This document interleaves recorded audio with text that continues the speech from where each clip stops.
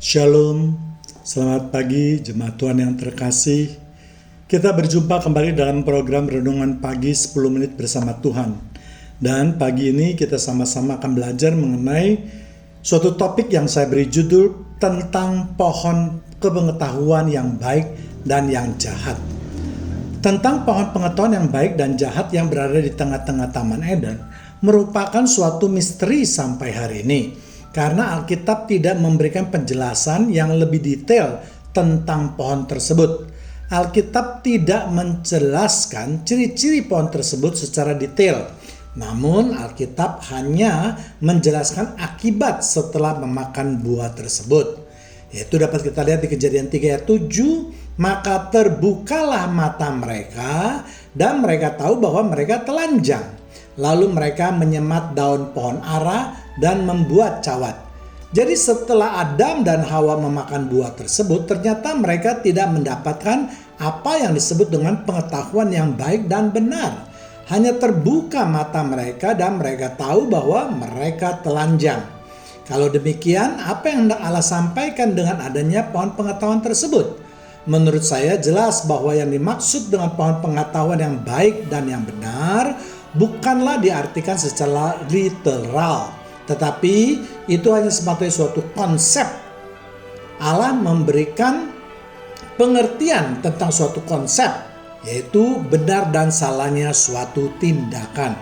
Manusia diciptakan oleh Allah tentu dengan akal budi.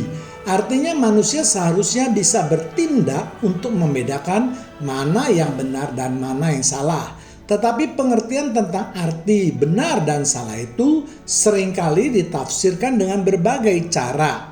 Bahkan arti benar seringkali ditafsirkan berdasarkan keuntungan yang diperoleh oleh seseorang. Kejadian 3 ayat 6, perempuan itu melihat bahwa buah pohon itu baik untuk dimakan dan sedap kelihatannya. Lagi pula pohon itu menarik hati karena memberi pengertian.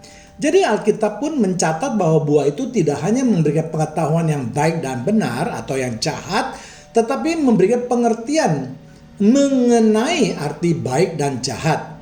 Dengan Adam maupun Hawa memakan buah tersebut, itu berarti mereka tidak memiliki pengertian tentang arti baik dan jahat. Adam yang memiliki IQ atau pengetahuan yang baik terbukti ketika semua binatang diberi nama oleh Adam. Tetapi arti pengetahuan dan pengertian adalah berbeda. Dengan mereka melanggar perintah Tuhan, maka berarti mereka tidak mempunyai pengertian yang baik. Konsep mengenai pengertian baik dan jahat sangat penting bagi kehidupan manusia. Sebab jika kita hanya berpegang pada pengetahuan baik dan jahat, maka itu bisa membawa manusia jatuh ke dalam dosa. Mari kita lihat apa arti pengetahuan dan pengertian.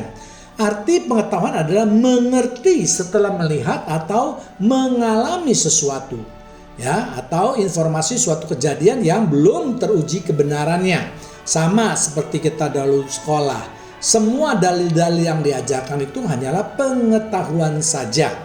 Yang kedua yaitu pengertian.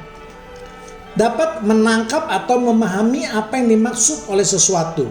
Inilah praktek di dalam kehidupan yang terkadang berbeda dengan dalil yang diajarkan di sekolah, atau minimal mempunyai banyak variabel yang turut bekerja yang tidak diajarkan di sekolah. Suatu contoh kecil saja yang praktek kehidupan kita sehari-hari, misalnya dikatakan di sekolah ketika kita jatuh maka kita akan merasa sakit.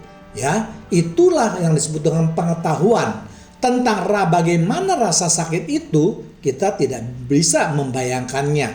Baru setelah kita mengalami jatuh, akhirnya kita baru dapat memahami apa yang dimaksud dengan rasa sakit itu. Itulah yang dimaksud dengan memberi pengertian. Jadi ketika firman Tuhan mengatakan bahwa pohon itu adalah pohon pengetahuan, maka baik Adam maupun Hawa tidak mengerti apa yang dikatakan atau dikehendaki oleh Tuhan. Baru setelah Hawa ingin memakan atau bahkan setelah memakannya, barulah Adam dan Hawa mengerti apa yang dikehendaki oleh Tuhan.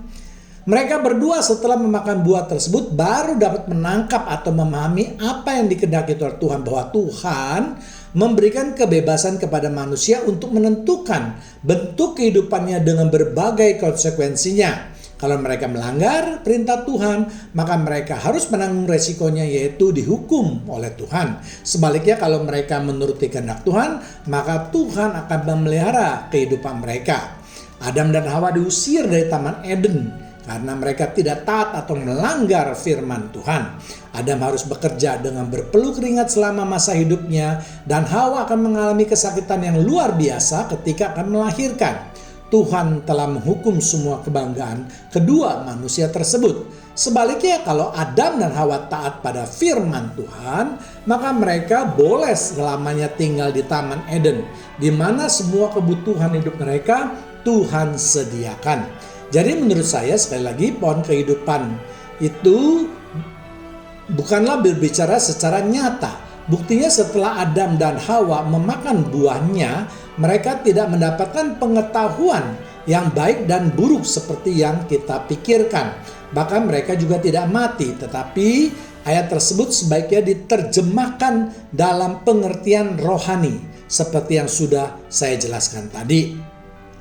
Kalaupun misalnya harus menerjemahkan pohon kehidupan dalam bentuk nyata, maka kita hanya dapat beberapa informasi yang tidak lengkap. Yang pertama yaitu ketika mereka berdua jatuh dalam dosa, maka mereka menutupi ketelanjangan mereka dengan daun ara. Kejadian 3 ayat 7. Maka terbukalah mata mereka berdua dan mereka tahu bahwa mereka telanjang. Lalu mereka menyemat daun ara dan membuat cawat. Jadi ketika mereka tahu bahwa mereka telanjang, maka mereka berusaha untuk menutupi ketelanjangan mereka dengan cepat. Mereka tidak pernah berpikir bagaimana mencari daun yang baik, daun yang pantas untuk menutupi ketelanjangan mereka, atau berbagai pertimbangan lainnya. Tetapi mereka akan melihat sekeliling mereka dan akan bereaksi dengan cepat. Bahkan mungkin secara refleks mereka akan mengambil sesuatu yang berada di sekitar mereka. Sama seperti apa yang akan kita lakukan kalau posisi kita seperti mereka. Dan itu adalah pohon ara. Itulah sebabnya dikatakan mereka membuat cawat dari daun ara. Yang kedua adalah pohon yang memberikan pengetahuan. Matius 24 ayat 32. Tariklah pelajaran dari perumpamaan tentang ara. Tentang pohon ara. Apabila ranting-rantingnya melembut dan mulai bertunas, kamu tahu bahwa musim panas telah dekat. Yesus mengatakan bahwa tariklah pelajaran dari pohon ara itu. Artinya pohon ara dapat memberikan pengetahuan kepada manusia. Kalau rantingnya bertunas, maka akan datang musim panas. Seperti kita ketahui bahwa ilmu pengetahuan pada zaman itu belumlah secanggih seperti sekarang ini. Kehidupan manusia pada zaman itu sangatlah tergantung dari tanda-tanda alam. Salah satunya adalah dari pohon ara. Kalau pohon ara itu bertunas, maka itu berarti musim panas telah datang. Artinya manusia sudah bisa bercocok tanam sesuai dengan musimnya. Karena pada musim panaslah tumbuh-tumbuhan akan hidup dengan subur. Ataupun kegiatan lainnya, misalnya manusia sudah bisa menjemur hasil pertaniannya dan seterusnya. Ketiga, pohon ara sering juga disebut dengan pohon sorga. Buah ara sering disebut juga buah tin atau buah sorga atau buah keramat. Dan sebutan itu tidak hanya dikenal di kalangan orang Kristen, tetapi juga di kalangan umat lainnya. Umat Islam mengenal buah ara dengan sebutan buah sorga. Sedangkan bagi umat Buddha, pohon ara ini sering disebut dengan pohon Bodhi. Pohon di mana Siddhartha Gautama mendapat ilham atau pengetahuan dari Allah. Bagi umat Hindu, pohon ara ini adalah pohon yang akar-akarnya menjulang menjadi sumber dari sungai Saraswati. Kemudian keempat yaitu pohon ara adalah pohon yang mengetahui kebenaran. Penyerbukan bunga ara dilakukan oleh serangga. Dan apabila serangga hanya memakan nektar atau madu dari bunga ara dan bertelur pada pohon tersebut, maka buah yang ada telur hewan tersebut akan dijatuhkan secara otomatis oleh pohon tersebut. Sehingga telur tersebut tidak akan menetas. Inilah mungkin disebut dengan pohon yang memiliki pengetahuan yang baik dan yang jahat. Pohon ara sudah menyediakan madu, tetapi si serangga tidak membantu untuk melakukan penyerbukan. Jadi dengan melihat keempat hal tersebut, memang dapat ditafsirkan bahwa pohon ara merupakan pohon yang dimaksud dalam pohon pengetahuan yang baik dan yang jahat. Apalagi juga kalau dikaitkan dengan perkataan Yesus di Matius 24 ayat 33 bahwa kerajaan sorga sudah dekat. Dan penafsiran pohon ara ini tentu jauh lebih baik daripada penafsiran pohon apel. Mengapa bisa demikian?